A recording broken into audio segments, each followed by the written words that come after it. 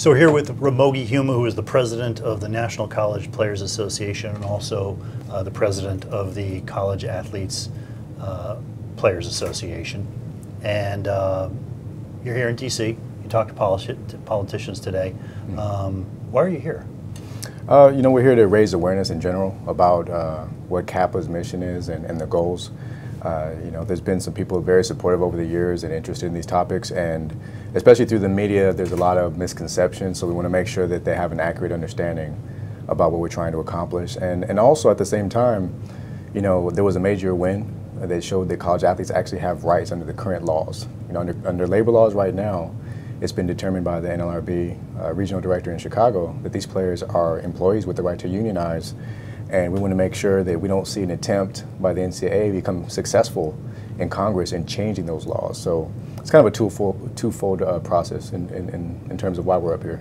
Do you expect the NCAA to come to Capitol Hill and try and get something done? The NCAA is already on Capitol Hill. They have lobbyists up here that stay here, and they have a lot of universities who have very easy access to these lawmakers. These are the type of events that draw the lawmakers in, and really a lot of them are alumni of these universities, so they have a lot of power up here, and we want to make sure that we also have a voice and presence as well. Got it. So we know what your platform is, what you want to get done for players, but why would unionization be in the public interest? Why should anyone outside of your narrow sphere care about this thing succeeding? There's a few things. Actually, I got my master's in public health at UCLA, and this is definitely a public health issue. You have hundreds of thousands of athletes cycling through intercollegiate sports without basic protections. And one of the major things that we're looking at is brain trauma in contact sports. Especially football. Obviously, there's been a lot of attention on football, but there's been a lot of progress in football on other levels. The NFL Players Union was able to negotiate very solid protections for their players on the NFL level, but those protections have not trickled down to the NCAA level. And in fact, when we've tried to engage the NCAA president and the conference commissioners about this issue and why they're not taking action, they've ignored us. And so we don't have the luxury to sit around and wait.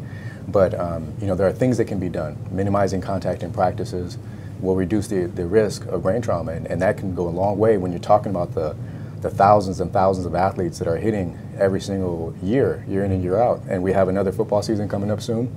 There's contact in other sports, soccer, basketball. There's some things that can be done, but that's one issue. Another issue is graduation rates. In football and basketball, federal graduation rates hover around 50%.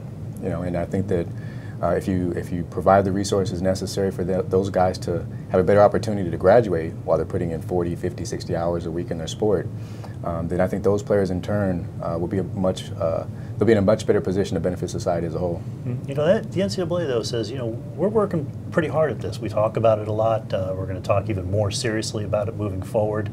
You don't believe that? Well, the NCAA has been saying that for long before we became active. In 2001, that's been their rhetoric. But what have they really invested? Why is it that when a player his eligibility expires, why is that player not provided resources for continuing education to complete those degrees? Last semester to finish up. Instead of investing in salaries and facilities, why not look at those issues? It's easy to say that you'd like to do these things, but to actually get them done, it really requires these schools that have a conflict of interest. To say, well, instead of putting these dollars in our pockets, which goes directly into our salaries, why not redirect some of those for continuing education? It's not happening. So, we as players, advocates, we want to make sure we empower the players to have a seat at the table to discuss those issues. Now, a lot of people are really concerned about what they call the unintended consequences of what's happening here, the effect on women's sports, minor sports, the cost of tuition. Gee, am I going to have to pay more to send my kid to school because the athletes potentially could get paid more?